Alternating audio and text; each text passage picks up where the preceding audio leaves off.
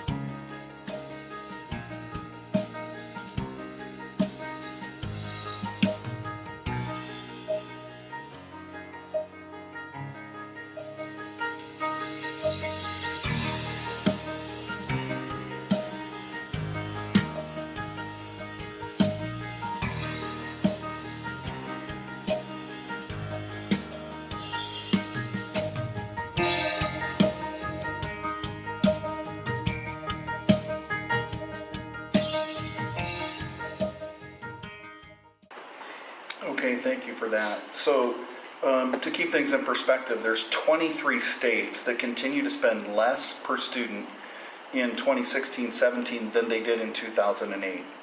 And according to the Center on Budget and Policy Priorities, public investment in K-12 schools is crucial for communities and the U.S. economy to thrive. States with the largest decreases in school spending, led by Arizona, have cut taxes in recent years, giving up revenue that could have been used for education.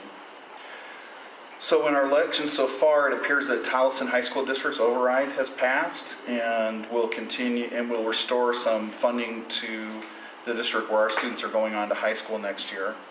The trend right now is that Prop 205 may not pass and that Prop 206 probably will pass.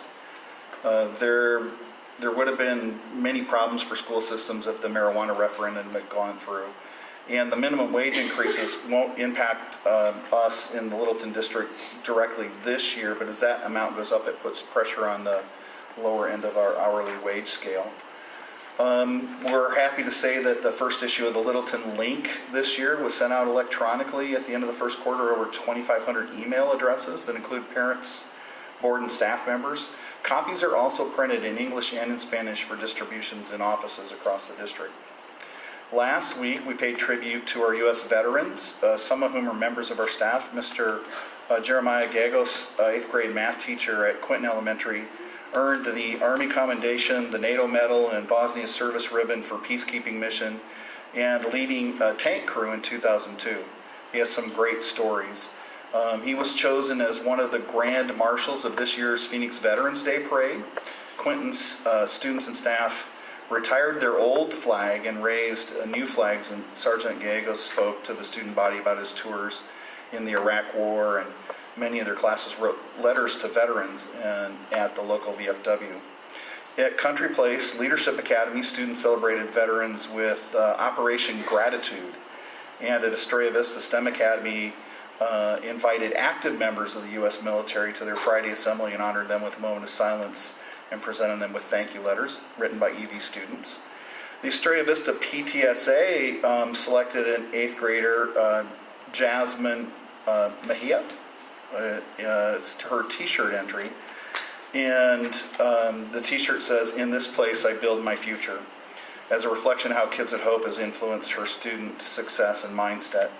Estrella Vista also graduated more than 50 parents from the American Dream Academy after 8 weeks of workshops learning about the path of education. All of our students were involved in anti-bullying activities last month as well. Administrators and students announced daily anti-bullying behavior expectations and shared some thought-provoking quotes and messages. Surveys were conducted, action plans created across the district, and school-wide assemblies with anti-bullying messages were held throughout the district. Because nutrition is so important to learning, we've been working with Southwest Food Service to offer options that our students actually want to eat. And we seem to hit on a winner with the blended smoothie options that are available for students in middle schools. These are served at breakfast with fruit, milk, and crackers to make a complete breakfast in the classroom. The Littleton basketball season recently came to an end, and we want to extend our congratulations to the Tres Rios boys team and the Country Place girls basketball team for winning the district championships this year. A special thanks to all of the basketball coaches on a job well done. Flag football and volleyball seasons are already off and running, and students are playing very competitive games and having a lot of fun while doing it. In closing, I'd like to express our appreciation to the many donations received last month, including Young Ho Cho for the school uniform cash donation, to Mike and Amanda Earnshaw for their piano bench donation, and to Ralph Farrow for the art supply cash donation. That's all I have this evening.